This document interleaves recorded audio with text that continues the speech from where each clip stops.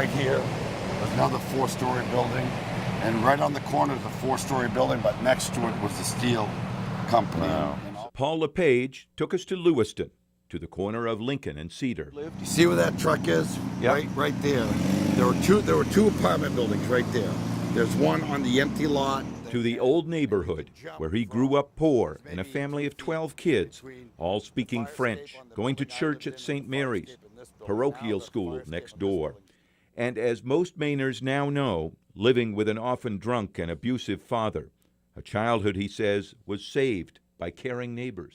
Mrs. Gousse, Gousse, she was sort of she had one son, and she was sort of like the place we all went to hide.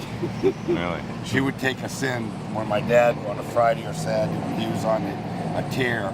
Other neighbors helped him find jobs as a boy, got him through high school and into college, and even gave an early taste of politics at Terry O's Cafe. John F. Kennedy was in that building, 1960. Those memories, he says, have energized him to succeed, but they also haunt him. It certainly shaped your life. It has to shape your life. You still have nightmares and scars and. Do you? Oh yeah. You always have nightmares. And Lepage says those early days in these streets, the bad and the good, also shaped his ideas about one of the central issues of his governorship, welfare. And the thing is about welfare is they give you things. They give you. They don't teach you. They give it to you. They don't teach it. And my brothers got stuck in this receiving a check every month, whereas I never did. I worked every month. So the big difference is I learned to work and I got an education. Yeah. You know, your critics say, oh, he's got a war on the poor and wants to take things away from people. I want to teach people. For instance, you can give somebody a meal and they'll eat it.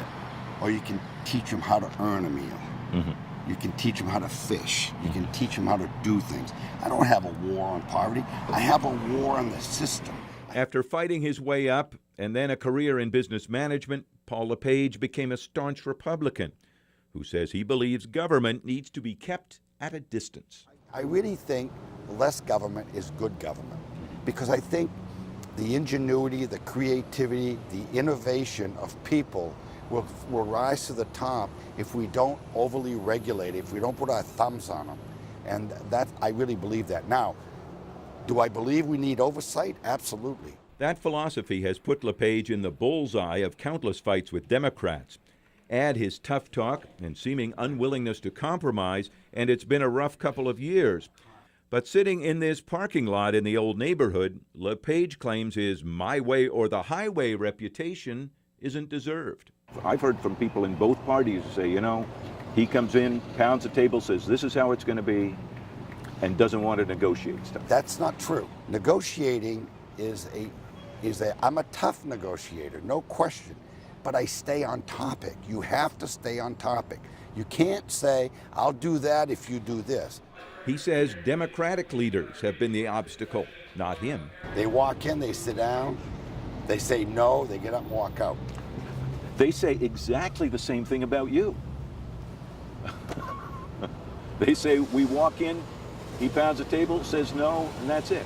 They've said exactly the same thing that you just said about them. That's the impression I get of both of them. And despite all the usual campaign issues, welfare, jobs, education, the central issue in this campaign is really Paul Lepage himself, a point he understands very well. The ideology in Maine, there's been 40 years of one-party rule. And I'm not the one-party rule. I'm not a member of that party. So there's no question it's got to be about me. It has to be about me. And here on the old streets, where he learned to be tough, Paul Lepage admits he's upset some people as governor. I will plead guilty to challenging the status quo, but I will not plead guilty for trying to hurt Mainers, because I love Maine and I love its people. He's hoping those people will give him another 4 years. In Lewiston, Don Carrigan, News Center.